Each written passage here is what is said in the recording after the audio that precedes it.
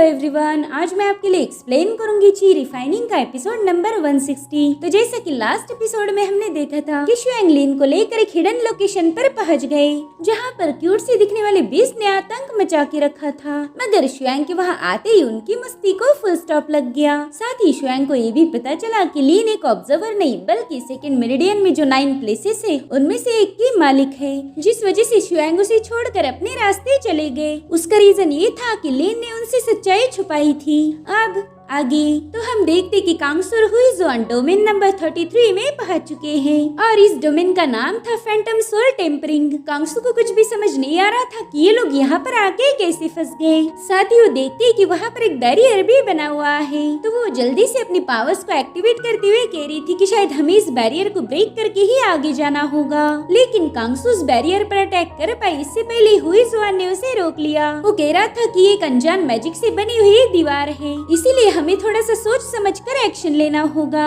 अगर अनजाने में हमसे कोई गड़बड़ी हो गई तो हमारे लिए मुसीबतें खड़ी हो सकती है। और तभी एक मैजिकल एनर्जी के साथ वहाँ पर एक बंदी पहुँच गई। वो गुस्से में कह रही थी कि मैं तो इस जगह से तंग आ गई हूँ, अब दोबारा से वही सब करना होगा। वो इन दोनों को भी गुस्से में देख रही थी। तभी कांगसु उसे रोक लेती है। उस बंदी से कह रही थी कि सिस्टर, मैंने देखा कि तुम आसमान से सीधा यहाँ पहुँच गई, कहीं तुम कोई फेरी तो नहीं हो? अगर हो तो हमें बताओ ना, यहाँ से बाहर कैसे निकला जाए? जिस पर वो बंदी कह रही थी, अच्छा तो तुम यहाँ पर नहीं आई हो, इसीलिए तो तुम्हें यहाँ का कुछ पता नहीं, यहाँ से बाहर जाने का कोई रास्ता नहीं है, ये जगह खुद में एक डेड एंड है। इतना कहकर वो बंदी सीधा उस बैरियर के आर पार हो जाती है। कांगसु तो ये सब देखकर कंफ्यूज हो गई। वो कह रही थी पता नहीं ये लड़की से क्रॉस कैसे कर पाई। तब तक वहाँ पर 2 और कल्टीवेटर्स पहुँच गए। वो भी बहुत ही ज्यादा इरिटेट थे। उनमें से एक बंदा कह रहा था कि अगर इस बार मैं इससे बाहर नहीं निकल पाया तो मैं क्विट करने वाला हूँ। अब तो मुझे इस चैलेंज में जरा भी इंटरेस्ट नहीं रहा। जिसके बाद वो दोनों भी उस दीवार के आर पार चले गए। ये देखकर कांगसु को तो बहुत ज्यादा खुशी हो गई थी। वो हुइजुआन से कह रही थी कि शायद हम भी इसे पार कर पाएंगे। जिसके बाद वो सीधा उस दीवार की तरफ जाने लगती है। हुइजुआन उसे रोकने की कोशिश कर रहा था, लेकिन तब तक कांगसु ने वो दीवार पार कर ली। तो अब उस बेचारे के पास भी कोई ऑप्शन नहीं था, इसीलिए वो भी कांगसु के पीछे उस बैरियर के अंदर एंटर कर लेता है। उस डोमेन में एंटर करने के बाद हुइजुआन देखता है कि वहाँ पर तो एक अलग ही एरिया बना है और तभी उनके सामने एक खतरनाक मॉन्स्टर आ जाता है। हुइजुआन ने उसे देखते ही अपने पावर्स को एक्टिवेट कर दिया। अब वो मॉन्स्टर सीधा इन पर अटैक करने के लिए आगे बढ़ता है, तो उसे काउंटर करने के लिए हुइजुआन ने भी डीमन सबड्यूइंग गोल्डन पाम को एक्टिवेट कर दिया। अब वो बड़ी ही तेजी से गोल्डन पाम से उस मॉन्स्टर पर अटैक कर देता है, लेकिन हुइजुआन के अटैक का उस मॉन्स्टर पर कोई असर नहीं हुआ। कांगसु डर के मारे कह रही थी कि बाप रे, ये मॉन्स्टर तो बहुत ही ज्यादा भयानक है। अब उस मॉन्स्टर ने सीधा इन लोगों पर जंप लगा दी, तो उससे बचने के लिए हुइजुआन इन दोनों के आसपास एक शील्ड क्रिएट कर लेता है।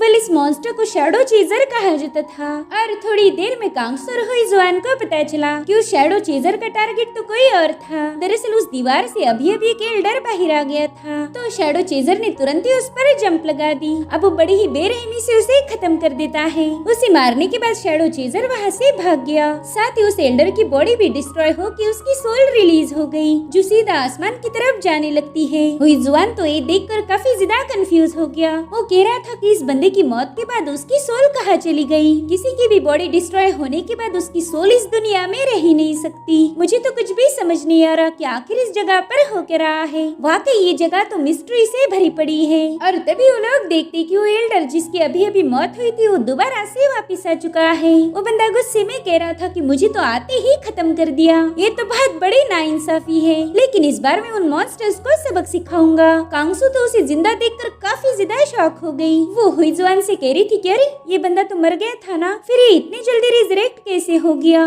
दरअसल इन लोगों को पता ही नहीं था कि सेकंड मेरिडियन में कोई मर नहीं सकता। हुइजुआन भी ये सब देखकर सोच में पड़ गया। वो कह रहा था कि ये जगह सोल को भटकने नहीं देती, बल्कि सोल के रिलीज होते ही वो तुरंत ही उसे रिजरेक्ट कर देती है, और रिजरेक्शन के बावजूद भी वो लोग सब कुछ याद रख सकते हैं। इस बंदे को पता था कि अभी अभी उसकी मौत हुई थी, मगर इन चीजों का यहाँ पर कोई तुक नहीं बनता। पता नहीं आखिर ये जगह है क्या, ये तो कुदरत के कानून के खिलाफ है। और तभी वहाँ पर वो तीनों कल्टीवेटर्स पहुँच गए। दरअसल उनके पीछे ढेर सारे मॉन्स्टर लगे हुए थे। तो इस तरह से इन 5-6 लोगों का एक ग्रुप बन गया जिन्हें चारों ओर से उन मॉन्स्टर्स ने घेर लिया था। अब उनमें से कल्टीवेटर कह रहा था कि चलो जल्दी से इन पर अटैक करते हैं। साथ ही उसने अपने फॉर्मेशन को क्रिएट किया था। उस फॉर्मेशन से ढेर सारी एनर्जी बाहर निकलकर उन मॉन्स्टर्स पर हमला कर रही थी, मगर तभी जाकर एक मॉन्स्टर ने उसे दबोच लिया। वो मॉन्स्टर उसे बुरी तरह से जख्मी कर रहा था। तभी दूसरा कल्टीवेटर उसे बचाने की कोशिश करता है, लेकिन वो भी 1 सेकंड के अंदर ही दूसरे मॉन्स्टर का शिकार बन गया। इन दोनों के मरने के बाद वो दोबारा से रिजरेक्ट हो गए और वो फिर से अपनी पावर्स को एक्टिवेट करते हुए उन मॉन्स्टर्स का मुकाबला कर रहे थे।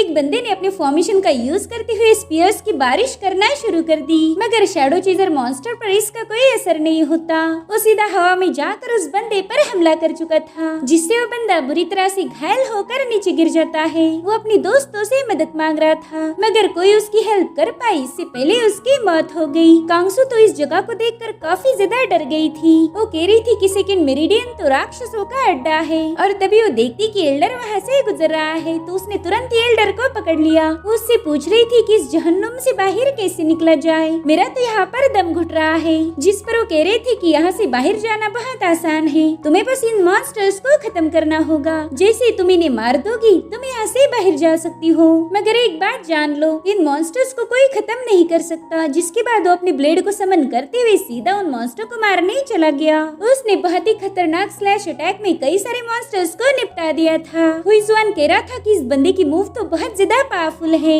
मेरे ख्याल से सेकंड मेरिडियन के इमॉर्टल के पास बहुत ही अजीब सी स्किल्स है, मगर फिर भी ये लोग यहाँ से बाहर नहीं जा पा रहे। और तभी एक शैडो चेजर भागते हुए जाकर उस बंदे के स्लैश अटैक को पकड़ लेता है, और उस मॉन्स्टर ने तो उस स्लैश अटैक की सारी एनर्जी को अपने अंदर समा लिया। जो अटैक उसे मारने के लिए किया गया था उसी को एब्जॉर्ब करके सीधा उस एल्डर के पास पहुंच जाता है, और अब उसी स्लैश अटैक की पावर को अपनी पावर्स के साथ मिलाकर उस एल्डर को बुरी तरह से खत्म कर देता है। अब मॉन्स्टर इन दोनों की तरफ आगे बढ़ रहा था, तो हिजुआन तुरंत ही कांगसू के सामने आ जाता है ताकि वो कांगसू को प्रोटेक्ट कर पाए। इधर कांगसू तो सीधा डीमन लॉर्ड की मदद मांग रही थी। वो कहती है डीमन लॉर्ड प्लीज हमें बचा लीजिए। और ये देखकर हुईजुआन कंफ्यूज हो गया कि भला डीमन की पूजा कौन करता है। और तभी लोग देखते कि उन डीमंस ने तो इन पर ध्यान भी नहीं दिया, वो तो बड़ी ही तेजी से उनके साइड से गुजर रहे थे, मानो ये वहाँ पर मौजूद ही ना हो। हुईजुआन कह रहा था कि शायद इन मॉन्स्टर्स को हमें मारने में कोई दिलचस्पी नहीं, तो कांगसू उसकी पीठ पर हाथ रख के उसे आगे ढकेलने लगती है। वो कह रही थी कि इन मॉन्स्टर्स को हम में इंटरेस्ट आने से पहले ही हमें ऐसे कल्टी मारनी होगी। ये दोनों देखते कि वो मॉन्स्टर हाथ धो के उन बाकी के कल्टीवेटर के पीछे पड़े हैं, लेकिन वो इन दोनों पर बिल्कुल भी तवज्जो नहीं दे रहे थे। इसका रीजन में भी शुआंग ने दी हुई पावर्स हो सकती है। कांगसू मॉन्स्टर से कह रही थी कि तुम लोगों को हम में कोई दिलचस्पी नहीं, इसलिए हम यहाँ से जा रहे हैं। वो एक बार फिर से मॉन्स्टर्स को बता रही थी कि हम सचमुच यहाँ से जा रहे हैं, लेकिन वहाँ मौजूद मॉन्स्टर्स को इनसे कोई लेना देना नहीं था। हुईजुआन कह रहा था कि शायद इस जगह के रूल्स का कोई लूप होल होगा और इसी वजह से ये मॉन्स्टर हमें टारगेट नहीं कर रहे। शायद हम दोनों भी यहाँ के रूल्स में फिट नहीं होते। अब ये लोग 33rd डोमेन के एग्जिट के पास पहुँच चुके थे। अब हुईजुआन वहाँ की दीवार को टच कर रहा था और उसे पता चला कि ये लोग आराम से उसमें से बाहर आ सकते हैं। वो जल्दी से इस डोमेन से बाहर निकलना चाहता था, मगर तभी कांगसू उसका हाथ पकड़ लेती है। वो कह रही थी कि अब हम यहाँ पर आ ही गए हैं तो क्यों ना थोड़ा सा फायदा किया जाए, हम यहाँ से बाहर जाने से पहले ढेर सारा प्रॉफिट कमा सकते हैं। ये सुनकर हुईजुआन को शॉक लग गया। वो सोच रहा था कि इस बंदी का लालच कभी भी जाग सकता है। उस जगह को देखकर कह रहा था कि यहाँ पर तो कुछ भी नहीं, तो फिर हम यहाँ पर प्रॉफिट कैसे बनाएंगे। तो कांगसू उसे एक्सप्लेन करने लगती है। वो कह रही थी जरा इन लोगों को देखो, ये मरते हैं दोबारा से आ जाते हैं, फिर से मरते हैं दोबारा से जिंदा होते हैं। इसका मतलब ये है कि इस जगह से बाहर नहीं जा सकते, लेकिन हमारे लिए नियम कुछ अलग है। ये मॉन्स्टर्स ना ही हम पर अटैक करते हैं और ना ही हमें मार सकते हैं, हम तो यहाँ पर फ्रीली आ जा सकते हैं, तो क्यों ना हमारी इसी एबिलिटी का फायदा उठाया जाए। वेल हम इन लोगों की मदद कर सकते हैं और फिर उसी से हमें प्रॉफिट होगा।